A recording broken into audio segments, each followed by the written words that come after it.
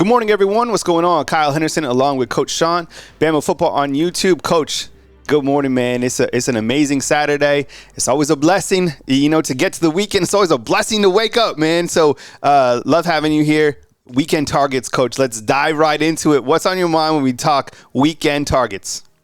Man, always a blessing. Always a blessing. Beautiful day. Y'all work waiting on me. Listen, we got targets coming. Yep. We got targets coming. We got Deshaun Jones along with the Penn State safety, King Mack, along with the kid that I hope, I'm crossing both fingers that we get, man, Khalil Jacobs. Yeah. This kid came from a 4.25. Yeah. He understands the dynamic of what Coach Womack wants. He was the star in that defense, man. He really made that defense go. Physical kid, bigger kid, 6'2", 230, 225. A kid that we really need. With Jahai Campbell being beat up some, with Deontay Lawson being beat up some, we definitely need to get that depth in here, and I can't wait to get him.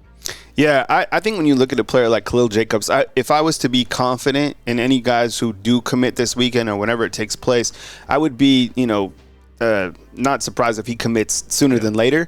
I saw, on message boards and stuff, people like talking like Auburn kind of late in play. I don't know. Yeah, Auburn, look, Alabama has really taken it to Auburn in a lot of different ways. Basketball, football, I mean, they're kind of just rolling through. And I think considering that Womack is here, it makes sense for Alabama to pick up him, who I think would be a good addition. And I think to people out there is like South Alabama, you can't play at Alabama. That's not necessarily true. I mean, look at what Jalen Key did last year when everybody was saying that he couldn't play because he was from UAB. He started his significant games, also was picked in the NFL draft, right, as Mr. Irrelevant. So Deshaun Jones, I'm curious, Alabama certainly needs to get a corner in here. Watch his highlights. I do like his play. We talked about Isaiah Hamilton, who is going to Ole Miss, but Deshaun Jones will be on campus. And I can't tell you, Coach, you were here just a couple weeks ago. It is so beautiful here. It's graduation weekend. By the way, if you are graduating, like man, nobody can take your education away from you. So I'm just really elated for everybody who is graduating. But man, it's beautiful out here. What do you like about Deshaun Jones? And because Alabama needs some vets to come in here to push these younger guys to help with the mentorship. What's your take on Deshaun Jones? I like Deshaun Jones because he came from a 4.25. I like him because he understands that vision coverage type feel. He understands great leverage. Kid can play man. I've seen him play man. Kid can play man if need be, can play press if need be. Kid understands levels. He's a good, solid corner. Good, solid corner, man, who understands. Not the most talented playmaking corner you're going to find, but if you want a solid corner that's not going to give up plays, a solid corner that you don't have to teach this defense to, that's your guy. Yep. I like his game, and I think it's a great point that he did.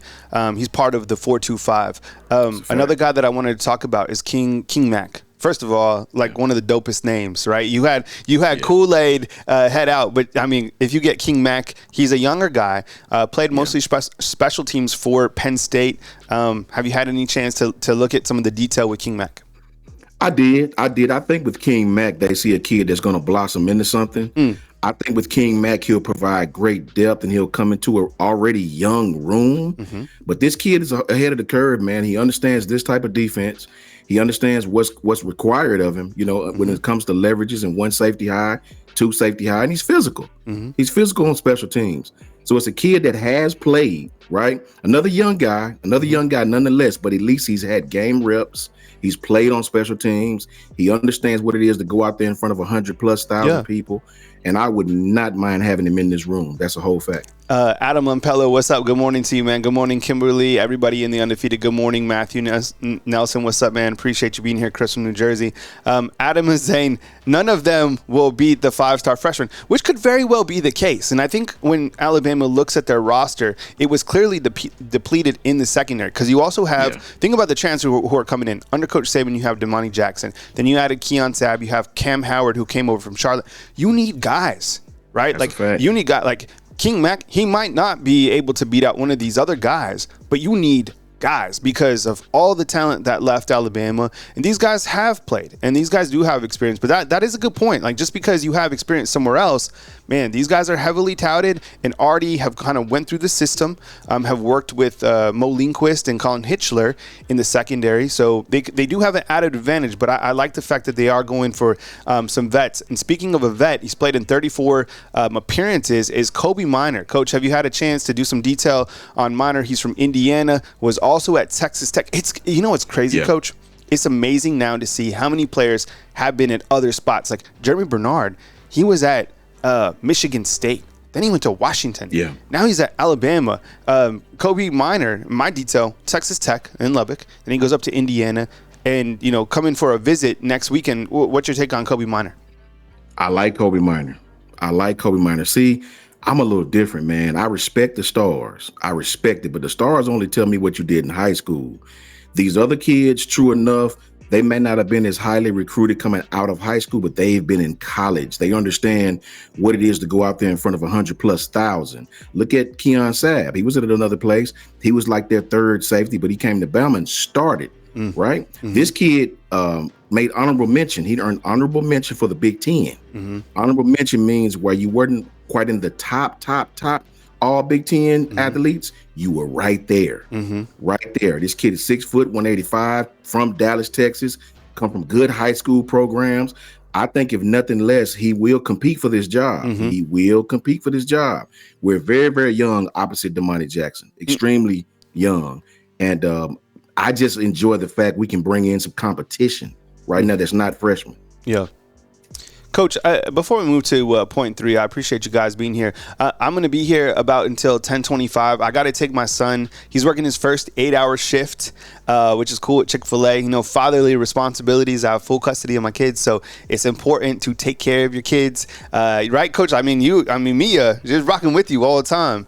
I'm driving here and there, and, the kids are such an important, but it's so important to have, the father in their life. Yeah, even those drives, like over there, are just like important, just talking. Yes, sir. But Coach, like, before I get to point 3, what do you think about Demani Jackson? Like, have you kind of stepped back and because the name is impactful, 5-star guy, USC. Look, in my opinion, he has a very high ceiling. I don't, he's not maxed out by any means. What's your take on Demani Jackson? I'm extremely high on Demani. Listen, I thought we was going to get him out of high school. He was very, very, very close to committing to Alabama. He came down to Alabama and USC and Michigan. I think those are his last three schools. Demani ended up getting hurt in high school, then he got hurt again in college. Came back, bounced back, played, right? Horrible defense at USC. Crazy schematics. Every time I watched him at USC, I didn't quite know what the hell he was doing. They had him playing press bail every play. Yeah. None of us, I asked all the guys on here, do y'all understand what's going on in this defense? Coach Jay, none of us understood what the hell they had him doing. It's almost like they had him mirroring the wide receiver and just playing base coverage, like no technique whatsoever. This kid is talented. Man. He's one of the fastest players on the team. He understands leverage. This kid's come from a great high school program. It does not get any better than modern day in California. Yes. So Demani will have a big year. You can book that.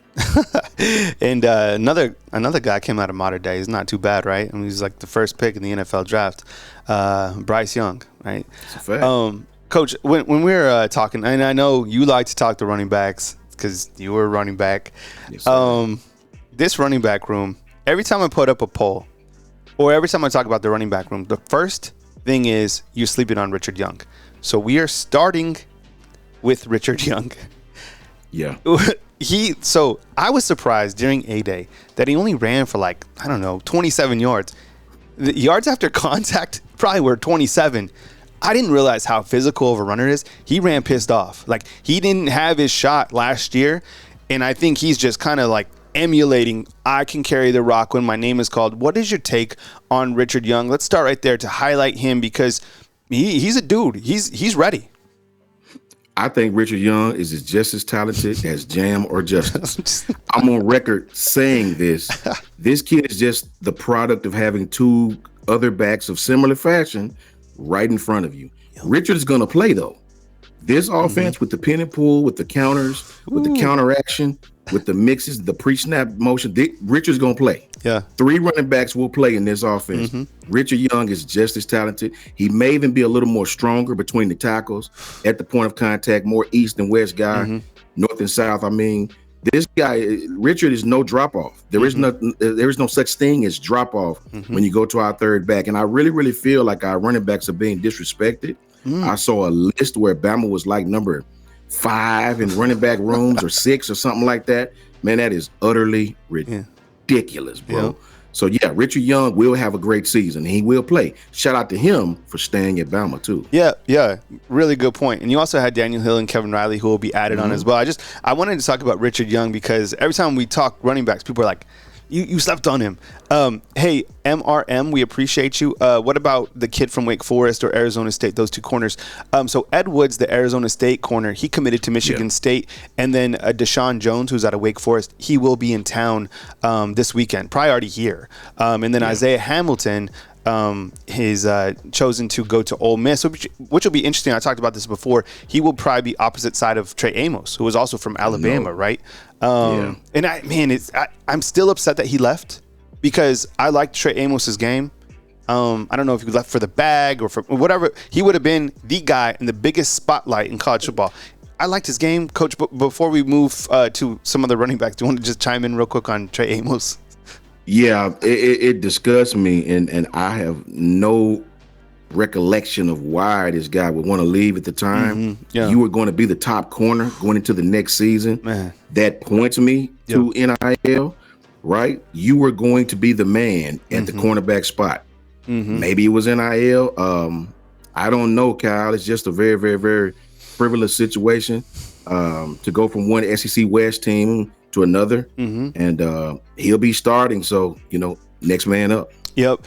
Okay, let's highlight Jam Miller and then Justice Haynes. So Jam Miller, this guy is being slept on. Like if the running back room as a whole is being slept on, that's ridiculous. But for anyone that doesn't know about Jam Miller, you had another taste of him this spring. I don't know why. Like he's not on the cover of magazines or whatever, and that's fine because people, are gonna find out about him eventually. Coach Jam Miller is like the man. Yeah, Jam is an all-around balanced back. Really good jump cut back. You may think you get penetration and it's over. Really good jump cut back. A lot of Josh Jacobs in there. I think he's just as physical as Josh Jacobs, running between the tackles at the second level. I don't think he has just as top end speed, but I do think they are extremely similar from handoff to the line of scrimmage. Very similar backs. Might be a little tougher at this stage, can take a little more hits, and that just becomes from repetition. You can definitely tell that Jam has played a little more. Yeah. So he's a little more experienced, right? Justice gets a little beat up a little bit, and that'll come with more repetition playing the running back spot. Yeah. But Jam is going to have a huge year. Watch out. And then Justice Haynes. I mean, best footwork I've ever seen from a running back. His skill set is elite. We had a small taste of him in that the Rose Bowl game. People want to see more of him. He was actually the starting running back to start the second half. Spot played last year. I mean, sky's the limit for him. When you talk about running back, let me ask you this, Coach, since you're like a running back guy, who do you think that Justice Haynes is comparable to from, the great running backs in the world of football? I like Justice Haynes like I like Christian McCaffrey. I say that because Christian runs with his pad. His pad level is great. That's where you want the pad level. He has no wasted motion from the time of point, what we call the handoff point, to the LOS, the line of scrimmage. Very decisive in where he's running. Sure-handed in the pass game. Will try to block you at least. Very, very, very Christian McCaffrey. If we use him in that manner, Justice can have just the type of same season. Christian is an all-around guy, man. Tough between the tackles, has the speed to take that thing to the house, and Justice is the exact same. I think Christian might be a little taller, but very, very, very similar traits. Very similar traits. Yeah, I love that comparison. I mean, we all know that I'm a 49ers fan, but Christian McCaffrey is like that guy. And he's also, like, when you talk about CMC, he has an ability to catch the football as well. I would imagine that Justice Haynes has that ability. And I think when you think about Washington's offense last year, you think about Michael Penix Jr. clearly, and you think about Rome Odunze and the wide receivers and the weapons that they have, but you forget that they have a 1,400-yard running back as well. So don't just think that these running backs are not going to be utilized. They will. And just like Coach said, 3 of those running backs are certainly going to play this year. All right, let's move to Ryan Williams. Recently, there were some comments by Coach Kalen DeBoer, very confident about Ryan Williams. Said, I can't wait for him to get here, to make an impact this year. Look, he's been very optimistic about everything, but I mean, I think he's right. I mean, this is a special type of talent. I think he's still only 17 years old, and a lot of people are confused. He's not a early enrollee, so he's coming in the summertime, which is crazy to even think that he's not even here, and people already have such high expectations. Do you think he'll start? Is that too heavy of expectations? I mean, like, kind of let's zoom out and just talk Ryan Williams, because there's hype. He's the ultra hype that we've ever had. But with that said, there's never been a 2-time defending Mr. Football in the state of Alabama. He won the award when he was, what, 15 or 16? 15? Yeah. So let's talk Ryan Williams. Let me say this about Ryan. This is why I wanted this to be a topic. And this is no disrespect to the wide receivers we already have who are great. These kids are really, really learning how to come out the breaks in full speed and attack the football. Something that I had identified that Coach Shepard actually said, right? I think Ryan Williams, and this is not to belittle the talent we have, it's just to big up the talent we have coming in. Listen, man, I promise you, I think Ryan is going to be, I was hoping they'd give him give him a season, let him play in the spot duty, put some weight on him, right? Because he's very similar to how Devontae Smith was when he first came to Alabama. Very small frame. But let me explain something. Ryan Williams, the talent this kid has, he may be forced to be in the rotation. I mean, X or Z starting out. I really believe that if Ryan can come in and learn this offense and really, really, really be consistent in his approach, Ryan Williams will be playing in this offense on the first game. I promise you, he's that talent. The kid can get off press like no other. The kid, this is why I say this. This is why I want this to be a topic. What Ryan Williams does well, several of our receivers don't do well. No disrespect. I gave this example a couple of shows ago. Let me give it again real quick. Let's just take a basic route, like a deep end. We call that a dig route. It's called a dig 10. Some people run it 8 to 10. Some people run it 10 to 15, depending on which you run a deep end or shallow deep end. We have receivers that when they make that cut, the free safety is right here. The free safety is right here on top of you. You have to identify where the free safety is. Is he in front of you? Is he on the side of you? Is he behind you? Our receivers just run the route and let the quarterback throw them open. Ryan Williams has been taught to attack the seam, attack the space. Wherever the free safety is, you attack where he isn't, right? The quarterback, don't worry about the quarterback throwing you open. Attack the route. And we call that at the top of the route. Ryan does that. We have some receivers right now that don't really do that. Ryan Williams attacked the top of the route, and that's how you get open. That's what made Devontae Smith absolutely outstanding. He attacked the top of the route, the end of the route. That's what Jermaine Burton didn't do. Jermaine Burton was a deep guy, but he never attacked the top of the route. Ryan Williams is going to place a lot of pressure on this coaching staff for playing time off the rip. This is a really good question. What's up, Primetime Dog? We appreciate you. Does the Alabama offense require a lot of blocking from the wide receivers? This is usually the biggest hurdle to get on the field in the old Nick Saban offense. I'm not sure about that, but I think this is worth talking about because of this factor. When I think back to the Alabama rideouts, those guys, like what Devontae Smith, 165 pounds, Jerry Jeudy, Henry Ruggs, Jalen Waddle, you know what they did? Anytime one of those guys was breaking something long, even a running back, those guys were the best. Not only I don't know if we'll ever have wide receivers like that again at the college football level. I think those were the greatest. That tandem when they were all four on here, it was insane. But what they did, stock blocking downfield, they were incredible, right, Coach? In terms of like their downfield blocking, it was amazing. That was the ride out mentality. They didn't just, run off their block. No, they were like downfield, stock blocking like I've never seen before. That's an entire fact. Listen, and to answer his question, every wide receiver in college football on run plays has to block. You have to be able to block. A lot of those runs are to the perimeter. You have to be able to get the cornerback out of there, at least hold him up, at least create a lane. Every wide receiver has to be able to be at least efficient in blocking, right? Yeah, that's a whole fact. The rideouts took I guess they took pleasure in blocking for one another. Yes. They never argued about who was going to have the hot hand that day. These guys took it as competition amongst one another. They loved one another. They praised one another when one another made the play and they didn't. They celebrated. Yep. Man, I just don't know if we'll ever have that again. I won't say we won't, but that was a perfect storm to have those guys who enjoyed blocking and enjoyed each other catching passes. Yeah, Coach, and I'll never forget about that group. They used to rock, paper, scissors to see who would get like that. That's cold. I mean, that is cold. I don't think we'll ever have a group like that. It was crazy, man. That's tough. I feel like blessed to be able to watch that group because that was it. Like you were watching greatness at that time. As I said, Coach, I got to take my son to work. Fatherly responsibilities, they're important to us. Man. Fam, will you please take care of Coach Sean like you guys would take care of me? Does a really great job for us on Bama Football on YouTube. Coach, I'll leave the graphic on for you, and you just kind of do your thing. Have Alabama Football go over kind of 1 through 5 again with the undefeated fam, and I will catch up with you guys soon or as news happens right here on Bama Football on YouTube.